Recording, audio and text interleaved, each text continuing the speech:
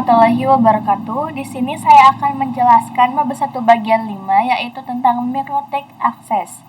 Untuk cakupan materinya, yang pertama, metode akses router OS, yang kedua, akses router board menggunakan Winbox, yang ketiga, akses router virtual PinetLab dengan Winbox, yang keempat, WebPike, yang kelima, QuickSet, yang keenam, Telnet atau SSH, dan yang terakhir, konsep serial konsol. Langsung aja ke materi yang pertama, yaitu tentang metode akses router OS. Aplikasi apa sih yang menjembatani perangkat mikrotiknya yang sudah ada di PC kita? Aplikasi perlu untuk mengaksesnya, dan cara mengakses ke mikrotiknya pun beragam. Bisa menggunakan aplikasi akses via keyboard, serial console, remote server, telnet atau SSH, Winbox, FTP, API, QuickSet, dan WebPike, MacTelnet, dan MikroTik app. Materi yang kedua yaitu akses router board with Winbox. Cara paling mudah dalam mengakses dan mengkonfigurasikan router MikroTik adalah menggunakan Winbox atau real device. Untuk aplikasi Winbox available on Windows terkait macOS dan Linux bisa menggunakan pihak ketiga. Antara router dan laptop dihubungkan menggunakan kabelan. Available access by MAC and IP address, lalu tambahkan user dan password. Materi yang ketiga yaitu akses virtual router MikroTik PinetLab with Winbox. PinetLab atau lab alat emulator jaringan paket. Persiapkan environment PinetLab yang sudah tersedia perangkat virtual MikroTik. Persiapkan aplikasi Winbox. Lakukan koneksi antara ISP dengan router. Connect virtual MikroTik using Winbox. Materi selanjutnya yaitu mengakses router board with WebPike. WebPike diperkenalkan sejak router OS versi 5 dengan fungsi yang sama dengan Winbox.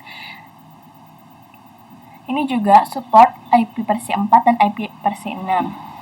Juga mensupport HTTP dan HTTPS. Sebagai alternatif Winbox, untuk akses router board via WebPike bisa dengan mengetikkan IP router pada browser berikut.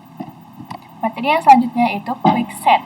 Sesuai namanya, QuickSet merupakan menu yang bisa digunakan untuk melakukan pengkonfigurasian secara lebih cepat. Jadi, biasanya melakukan setting MikroTik perlu mengakses banyak menu. Nah, dengan menggunakan QuickSet bisa mengkonfigurasikan MikroTik dalam hanya satu menu saja. Tetapi, QuickSet hanya bisa digunakan pada MikroTik yang support wireless saja.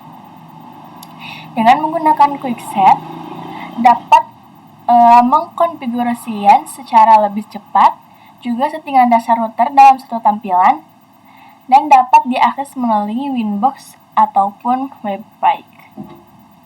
Materi yang selanjutnya itu mengenai telnet atau SSH.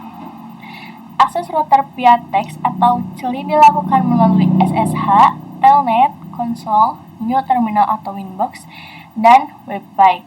Digunakan untuk merunning script atau ketika akan mengakses router dengan keterbatasan bandwidth. Untuk mengakses router via remote SSH atau telnet, maka bisa menggunakan aplikasi remote client seperti PuTTY, WinSCV, dan sebagainya. Perbedaan telnet dan SSH. Jika telnet adalah remote protokol yang dapat diakses tanpa enkripsi, maka Secure Shell atau SSH merupakan remote protokol yang menggunakan enkripsi jika Anda hendak melakukan akses jarak jauh. Telnet tidak menyediakan mekanisme keamanan apapun, sedangkan SSH lebih aman dan memberikan langkah-langkah keamanan. Jadi, untuk telnet itu tidak aman, sedangkan SSH lebih aman. Materi yang selanjutnya itu tentang konsep serial konsol. Serial konsol digunakan apabila kita lupa atau salah dan telah mendisable semua interface pada MikroTik. Serial konsol dibutuhkan saat kita menggunakan NetInstall. Remote via serial konsol membutuhkan kabel DB9 atau konverter USB ke DB9.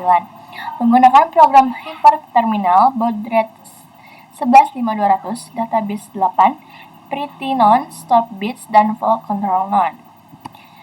Untuk cara menggunakan serial konsol, yang pertama masuk ke terminal PuTTY, yang kedua pilih connection tipe serial dan sesuaikan serial line yang dapat dilihat pada device manager, dan yang terakhir lalu speed baud rate 115200 khusus perangkat MikroTik. Segitu aja materi yang bisa saya jelaskan. Kurang lebihnya mohon maaf. Wassalamualaikum warahmatullahi wabarakatuh.